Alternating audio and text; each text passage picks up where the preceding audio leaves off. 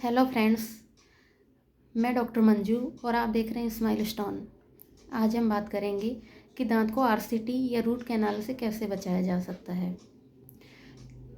RCT या root canal की ज़रूरत कब पड़ती है, ये पहले हम समझ लेते हैं कि दांत में या तो कैविटी डीप हो जाती है या फिर जो इन्फेक्शन या कैविटी है वो दांत की जो कैनाल या नस होती है उसके आसपास तक पहुंच जाती है, तो हमें रूट कैनाल करके दांत को सेव करना होता है। अगर इस टाइम पे भी हम दांत को सेव नहीं करेंगे तो फिर हमें दांत निकालना पड़ेगा और हम एक दांत लॉस्ट कर देंगे। तो इसलिए हम रूट कैनाल करके दांत को सेव करते हैं। लेकिन हम ऐसा क्या करें कि हमें रूट कैनाल भी ना करना पड़े, हमारा दांत बिल्कुल ही हेल्दी रहे। तो उसके लिए मैं आपको कुछ स्टेप्स बताती हूँ। आप अगर वो फॉलो करते हैं या रेगुलर यूज में करते हैं तो आपको इसकी ज़रूरत नहीं पड़ेगी और आपका दांत हेल्दी रहेगा। क्योंकि रूट कैनाल में एक तो थोड़ा पेनफुल तो होता ही है, एनेस्थेटिक भी लगाना पड़ता है और हर बार पॉसिबल नहीं होता कि सिंगल सिटिंग में हो जाए। कई बार मल्टीपल सिटिंग देनी पड़ती हैं, लाइक 2, 3, 4 सिटिंग तक होता है रूट कैनाल, तो टाइम कंज्यूमिंग भी होता है। तो ऐसा क्या करें कि हमें इन सब की ज़रूरत ही ना पड़े। तो आपको सबसे पहले तो जो फर्स्ट स्टेप है वो तो है कि आपको ब्रश 2 बार करनी है। एक बार सुबह ब्रश करनी है, एक बार रात को सोने से पहले ब्रश करनी है। सुबह तो ऑलमोस्ट एवरी पर्सन ब्रश करता है, लेकिन जो रात को सोने से पहले वाली ब्रश है वो बहुत इम्पोर्टेंट है। वो इनफैक्ट सुबह वाली ब्रश से भी ज़्यादा इम्पोर्टेंट है। रात को सोने से पहले ब्रश करना ही करना चाहिए। क्योंकि हम एक बार रात को जब सो रहे होते हैं तो हम 10 से 12 घंटे के लिए अपना मुंह रेस्ट पे होता है। तो अगर आपने जो दिन भर जो भी कुछ खाया है वो अगर मुंह में कहीं रह गया तो रात को वो सड़ने लगता है। इसलिए रात को सोने से पहले ब्रश करना बहुत ज़रूरी है। तो दिन में 2 बार ब्रश करनी है। इसके अलावा आपको दिन में 1 बार फ्लॉस भी यूज करना है। फ्लॉस क्या होता है? फ्लॉस एक रिबन की तरह आता है जिसको आप दांत के चारों तरफ लगा के और फ्लॉस करते हैं। तो इससे भी अगर दांत के ऊपर कुछ स्टिकी चीज़ चिपक गई है तो वो हट जाती है।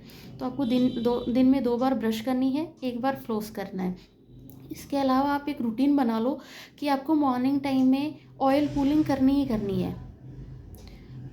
वीक में कम से कम 4 या 5 बार तो ऑयल पुलिंग करनी ही करनी है। ऑयल पुलिंग में आप कोकोनट ऑयल या फिर तिल का तेल भी यूज कर सकते हैं। ऑयल पुलिंग क्या करती है कि जो मुंह में इन्फ्लामेशन है एक तो उसको ख़त्म करती है, दूसरा मुंह को ड्राई नहीं होने देती, वेट रखती है तो जल्दी से इन्फेक्शन या कुछ प्रॉब्लम नहीं होगी, और तीसरा कि जो इन्फेक्शन है उसको नहीं होने देती है।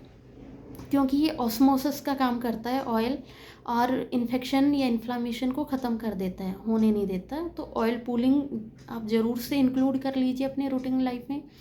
जो चौथी चीज़ है वो है कि आप दिन में 1 बार 20 ml गुनगुने पानी में 1 चम्मच नमक या फिर फिटकड़ी, पिसी हुई फिटकड़ी मिला के आप उससे अच्छे से माउथ को रिंज करें।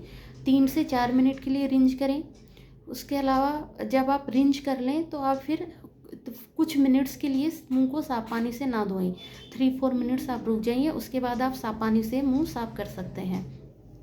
जो एक और चीज़ आपको यूज करनी है वो है, आपको ये देखना है कि हमें स्वीट्स कब खानी है और कब नहीं खानी, स्वीट और स्टिकी चीज़ें। तो स्टिकी चीज़ों में क्या आता है, लाइक टॉफ़ी, चॉकलेट, ये चीज़ें होती हैं जो आजकल बच्चे बहुत ज़्यादा कंज्यूम करते हैं, बहुत ज़्यादा खाते हैं। तो इनसे जितना बचा जा सकता है उतना बचना चाहिए। फिर भी अगर कभी खा लिया तो आपको मुंह को अच्छे से रिंज करना है। खाने के बाद अच्छे से माउथ को रिंज करना है। दूसरा, एक होती है स्वीट्स। स्वीट्स हमारे डेली रूटीन लाइफ में एक बहुत इंपॉर्टेंट चीज़ है कि हम रेगुलर खाते ही हैं, स्वीट के बिना तो रह नहीं सकते। हर ओकेजन, शादी ब्याह इनमें चलती हैं। तो स्वीट का एक आप शेड्यूल फिक्स कर लीजिए कि आपको मिठाई कब खानी है। पहले तो मिठाई से जितना बचा जा सकता है उतना बचना चाहिए। मिठाई हमारे लिए हेल्थ के लिए ज़रूरी नहीं होती, बट हाँ टेस्ट है, मन करता है खाने का, तो फिर अवॉइड नहीं कर पा रहे हैं तो आप खा लेना चाहिए, इतना भी नहीं सोचना चाहिए। लेकिन कब खानी चाहिए इसका एक शेड्यूल होना चाहिए प्रॉपर, उसी शेड्यूल पे आपको खाना है। इसका एक ये बना लो आप शेड्यूल कि जब आप खाना खा रहे हैं उसी टाइम पे मिठाई खाएंगे, बीच में नहीं खाएंगे। खाने के साथ ही मिठाई आपको खानी है। क्योंकि क्या होता है कि जब आप खाना खाते हैं तो उसके 2 घंटे के बाद तक मुंह की पीएच डाउन रहती है। मान लो आपने 12 बजे खाना खाया, फिर आपका मन करता है 2-2:30 बजे कि कुछ मीठा खा लिया जाए अब। तो क्या होता है, 12 बजे आपने खाना खाया तो 2 घंटे तक मुंह की पीएच डाउन रहेगी, मतलब 2 बजे तक आपके मुंह में पीएच नॉर्मल पीएच से कम रहती है। और जब मुंह की पीएच कम होती है तो दांत के डिके होने के चांस बढ़ जाते हैं। फिर आप 2-2:30 बजे वापस से स्वीट खा रहे हो तो फिर वापस से 2 घंटे के लिए पीएच डाउन होगी। तो ऐसे अगर मैक्सिमम टाइम के लिए, अगर दिन में काफ़ी टाइम के लिए 5-6 घंटे के लिए, मैं 3 मिनट, अगर आप दिन में 3 बार खाना खा रहे हैं और 1-2 बार बीच में स्वीट्स ले रहे हैं तो ऐसे 4-5 बार हो जाता है। तो मान लो 8 से 10 घंटे के लिए आपकी मुंह की पीएच डाउन जा रही है नॉर्मल पीएच से, तो इसमें दांत के डिक्के होने के चांस बहुत ज़्यादा बढ़ जाते हैं। तो आपको ऐसा नहीं करना है। जब आप खाना खा रहे हैं उसी टाइम पे स्वीट्स लें, इससे आपका जो पीएच लेवल है वो नॉर्मल जब जिस हिसाब से चल रहा है उतना ही होगा, अलग से कुछ अलग आवर्स के लिए डाउन नहीं होगा। तो दांत को डीके होने से बचाया जा सकता है।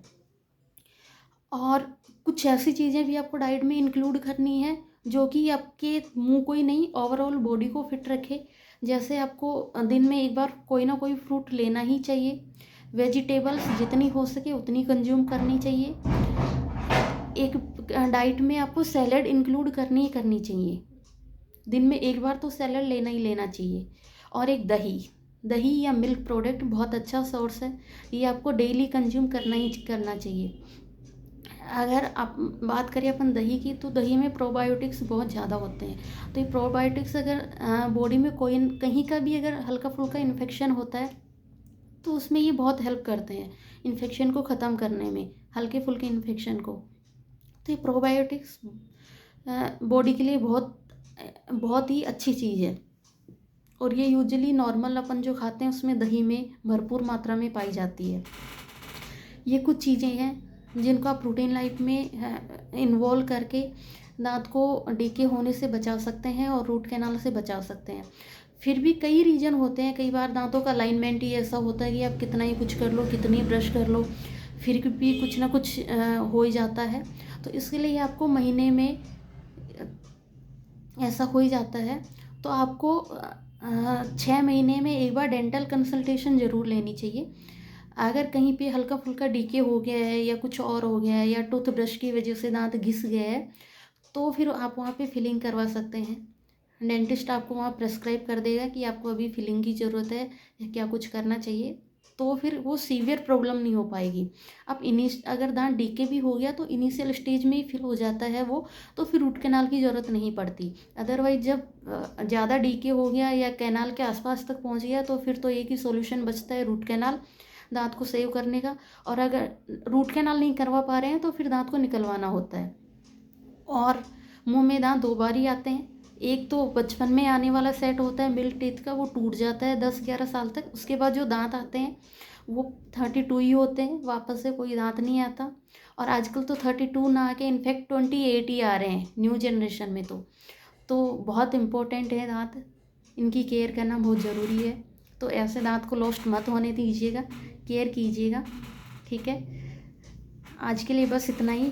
अगर वीडियो पसंद आया हो तो लाइक शेयर कीजिए, कोई प्रॉब्लम हो तो कमेंट कीजिए और चैनल को सब्सक्राइब कर दीजिए।